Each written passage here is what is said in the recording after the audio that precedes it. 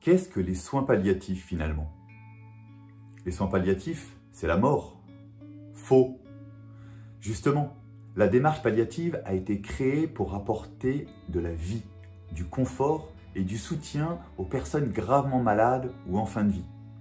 C'est ajouter de la vie au jour quand on ne peut plus donner de jours à la vie. Les soins palliatifs, c'est pas pour moi, car c'est uniquement pour les personnes en toute fin de vie. Faux. Les soins palliatifs ne s'intéressent pas uniquement à la phase terminale, aux 48 dernières heures, la phase agonique, mais ils ont vocation à démarrer bien en amont.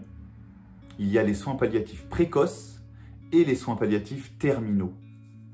Toutes les études ont démontré que l'installation des soins palliatifs de manière anticipée augmente la qualité de vie et la quantité de vie de la personne. Les patients bénéficiant d'un soutien par une équipe de soins palliatifs vivent mieux et plus longtemps que les autres. C'est une question de survie. Les soins palliatifs sont des soins passifs. Faux. Les soins palliatifs sont des soins actifs. Souvent, quand nous imaginons les soins palliatifs, nous voyons l'image d'une personne tenant passivement la main d'un agonisant. Mais non!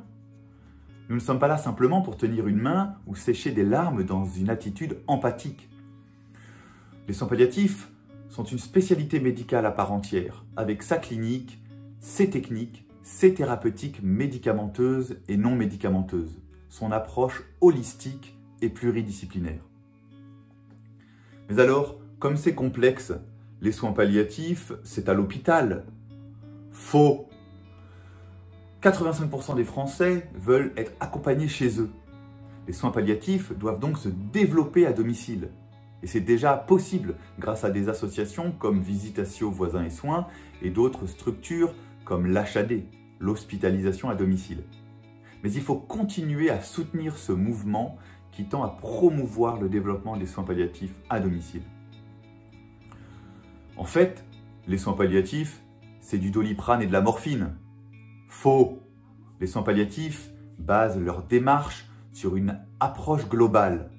Approche globale axée sur toutes les dimensions de la personne humaine.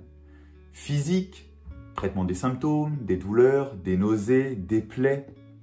Psychologique, prise en charge de l'angoisse, de la dépression, des troubles du sommeil, accompagnement du cheminement psychologique de la personne face à la maladie et à la mort. Accompagnement social, accompagnement dans la vie sociale de la personne, installation d'aides matérielles, humaines, financières pour optimiser le maintien à domicile, soulager la famille et accompagner la perte d'autonomie.